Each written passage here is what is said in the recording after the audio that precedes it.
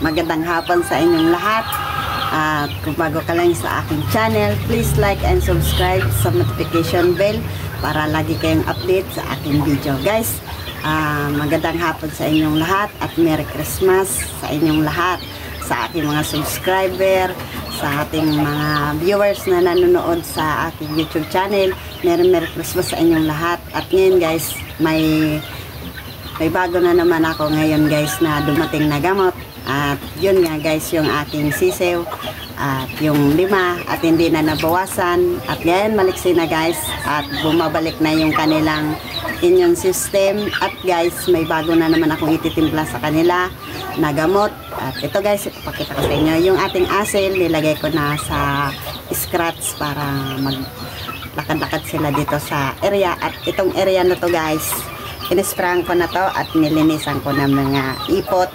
At ngayon guys, nilagay ko sa scratch yung aking asil at tinanggal ko na muna doon sa kanilang kulungan at para makapag ano dito, makapaglakad-lakad para makapag-exercise. At ayan guys yung aking asil. At ayan guys, may bago na naman tayong pisa nung kahapon 23, 6 guys. At yun, itong dumating na aking gamot guys, ito na naman ang ititimpla ko sa aking mga alaga. At ayun nga guys, ang para sa akin guys, layan man natin. Para sa akin guys, yung amoxicillin, Tylosin, tapos paracetamol, maganda din yan sa ating sisiw, lalo na pag nagkasakit. Kasi pag nagkasipon din, meron din yan lagnat.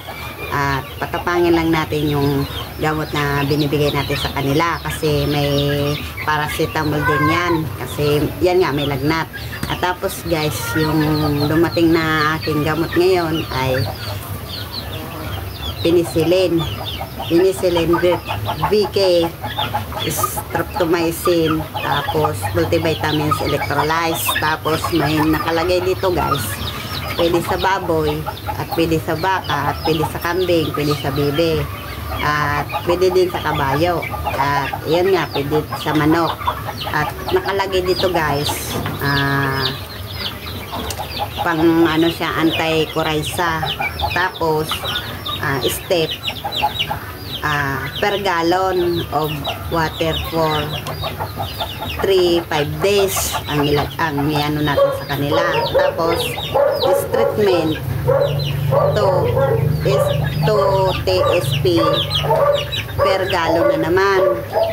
Tapos 5 days and 7 days. Kaya yan guys, mas maganda naman yung ating ibibigay natin gamot sa ating mga alaga, lalo na pag nagkakasakit na anti-ano din yan, antibacteria. Pero ngayon guys, ipapakita ko sa inyo ngayon yung bago nating pisa na sisiw, 6, at nagpisa siya kahapon. At ayan guys, ayan, kita nyo guys. At ayan, 6, at pinakain ko na rin at pinainom ko nung bago kong gamot na ano na dumating. At ayun nga guys, hindi tayo nakapag-vlog kahapon kasi busy. At ayun nga, Christmas, may bisita tayong dumating. At siyempre, kailangan din natin mag-enjoy na kasama natin yung ating pamilya. Ayun guys, pagkatapos naman ng Christmas, back to normal na naman kami. Kaya guys, nag-update lang ako kasi kahapon talaga busy. At ayun nga, nagluto. At ayun nga guys, nandito yung aking alaga. At ayun o, naglalaro-laro sila. At ayun yung dalawa kong white hats. Ayan yung dalawa kong white hats. At mababait yan guys, hindi yan tinamaan ng sipon. Kaya guys, pag update ko lang kayo. Ayan guys, mas maganda naman siguro to itong dumating kong gamot. Kaya ito na naman ititipla natin. Guys, yung mga subscriber ko dyan, Merry Christmas sa inyo at binabati ko kayo at Happy New Year. Kaya guys, thank you sa subscribe and pag-nood nyo sa aking YouTube channel. Kaya guys, thank you at sana kung bago ka pa lang sa aking channel, please like and subscribe sa notification bell para lagi kayong update sa akin.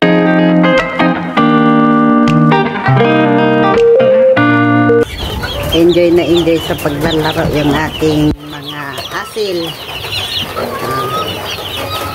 At ayan.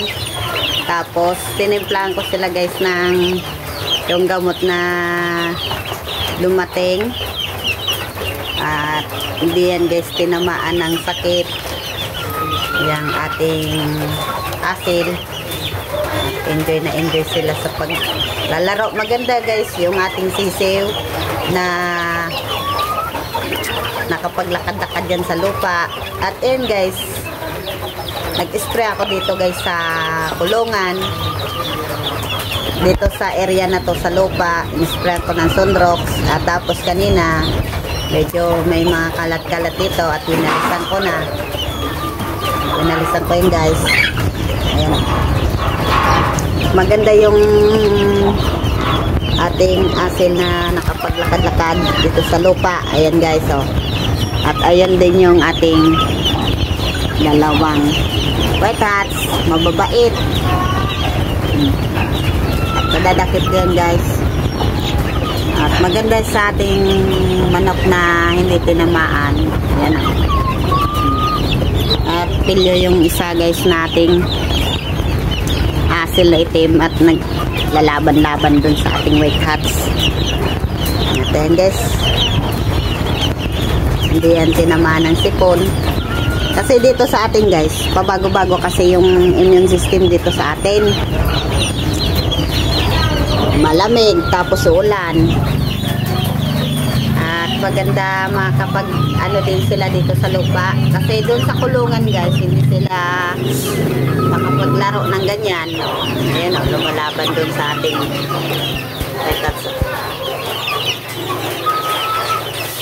enjoy na enjoy sila, oh. Enjoy na enjoy yung ating asil na paglalakad-lakad dito sa lupa. At maganda yan guys, makapag-exercise din sila para yung buto nila sa tuhod makapag-exercise dito sa lupa. Guys, yung bagong lumating na gamot ay yan lagi kong ititimpla sa kanila. Yan, 5-7 days ang nakalagay doon at ititimpla natin. At yun guys, may ano yun, may anti-coryza kasi dyan na ano yung ating mga manok. Kailangan natin magtimpla ng mga gamot kasi ang ating mga manok ay medyo madami, pero hindi naman araw-arawin natin pagtimpla. Pero yung araw-araw natin itimpla yung vitamins na ginagamit ko lagi, yung Homitbet. At iyon ay maganda sa sisi, pang vitamins, nag 2 months and 3 months hanggang pataas, hanggang nag 1 years old sila. Kaya guys, yung gamot na yan ang ginagamit ko sa aking mga sisiw at sa aking mga tandang. At yung mga inahin natin na may tandang, at tinitimplahan ko guys ng egg 1,000. At ayun nga guys, yun lagi kong tinitimpla sa aking mga alagang manok. Kaso ngayon guys, nag-uulan na naman dito sa Bicol. Kagaya kong mga manok, nagmamanok dyan, shout out na lang sa inyo. At Merry Christmas na lang sa inyong lahat. At sana nag-enjoy kayo, nakasama nyo ang inyong pamilya. At ayun, kaya ang topic naman natin dito ay ating mga alaga. Kasi dyan sa ating mga siso talaga guys, hindi natin masabi na hindi sila tamaan. At kahit anong gawin natin na asikaso, pag napansin natin na matamlay, at patimplanan lang natin agad ng gamot. Ayun nga guys, yung aking pito, ginawa ko ng lahat, pero may natira akong 5. At ayun nga guys, medyo talagang masabi ko na okay na sila. Kasi ayan, tapang na guys. Tapos hindi ko inaalisan ng ng ilaw ito paggabi. At hindi ko na yan guys binabalutan ng ng sako kasi okay na sila. At ayan, at ang pinapakain ko na lang sa kanila yung normal na patuka na lang. Tapos yun, tinimplahan ko sila ng bago kong dating na gamot, yung penicillin ba yun, Yun yung pinainom ko sa kanila. At bago pa naman yung guys dumating, yung gamot na yun, at yung lagi kong pinapainom sa kanila, yung Tylosin na Primoxil na, kasi may ano din yun may paracetamol din yun guys, kasi may lagnat nga yung ating mga manok pag yan may sipon. Diyan sila talagang pag mainit kasi yung katawan nila, may lagnat din yan. Yan yung lagi kong ginagamit sa kanila, yung Pepox 48. Tapos yung Sulfur QR. Nabubulol tayo guys. Sulfur QR. Yun, the best yun. Pero ngayon, iba na naman yung ititimpla ko sa kanila. Kaya guys, sana may natutunan kayo sa ating video.